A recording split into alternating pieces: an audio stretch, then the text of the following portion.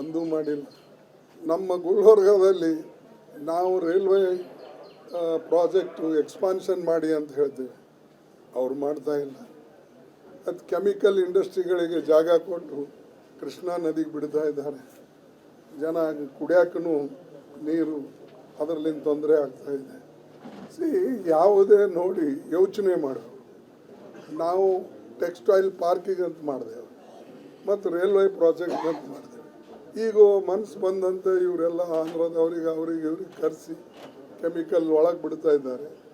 ಜನರಿಗೆ ಭಾಳಷ್ಟು ತಾಪತ್ರೆ. ಅಂದರೆ ಇಂಥ ಕಡೆ ನೀವು ಲಕ್ಷ್ಯ ಕೊಡಬೇಕು. ಅದಕ್ಕೆ ಇವ್ರ ಬಲ್ಲಿ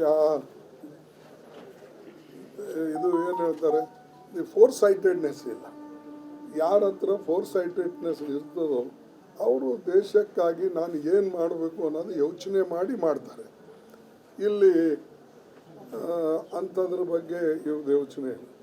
ನಮಗೆಲ್ಲ ಯಾರ ಹಠ ಹಿಡಿದು ರಕ್ತ ಕೊಟ್ಟು ಸತ್ಯಾಗ್ರಹ ಕುಂತು ಯಾವುದಾದ್ರು ಅವು ನೋಡಿ ಮಹಾರಾಷ್ಟ್ರದಾಗ ಪದೇ ಪದೇ ಕೂಡ್ತಾನೆ, ಪದೇ ಪದೇ ರಿಸರ್ವೇಷನ್ ಕೇಳ್ತಾನೆ.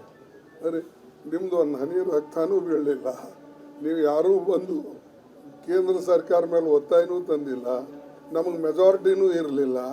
ಅಂಥ ಟೈಮ್ನಾಗ ನಿಮ್ಗೆ ಆರ್ಟಿಕಲ್ 371J ಮಾಡಿಕೊಟ್ರು. ನಿಮ್ಮಲ್ಲಿ ಏನಾದ್ರು ಅಪ್ರಿಸಿಯೇಷನ್ ಅದಲ್ಲ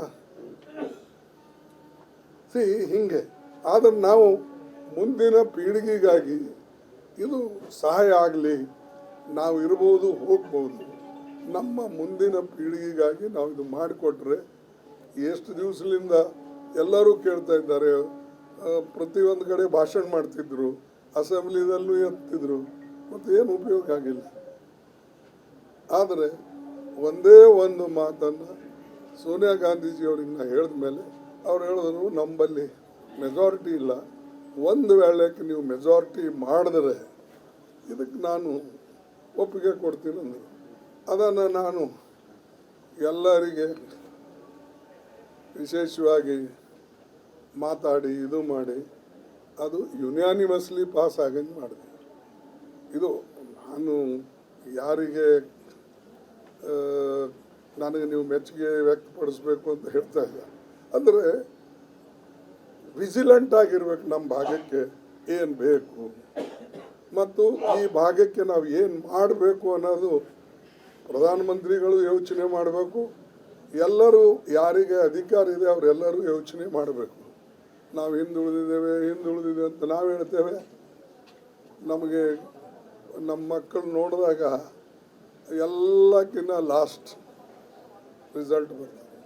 ಸೊ ಅದು ಏನೇ ಇರಲಿ, ನಾವು ಎಲ್ಲರೂ ಕೂಡಿ ಸಹಕರಿಸಿ ಇದನ್ನು ಮುಂದೊಯ್ಯಂಗೆ ಮಾಡಬೇಕು. ಮತ್ತು ಮೋದಿಯವರು ತಮ್ಮದು ಮೊದಲಿನ ಅಹಂ ಬಿಡಬೇಕು. ಎಲ್ಲರನ್ನ ತೆಗೆದುಕೊಂಡು ಹೋಗಿ ದೇಶದ ಒಳ್ಳೆಯದಕ್ಕಾಗಿ ಏನು ಮಾಡಬೇಕು ಅದನ್ನು ಹೆಜ್ಜೆ ಇಡಬೇಕು.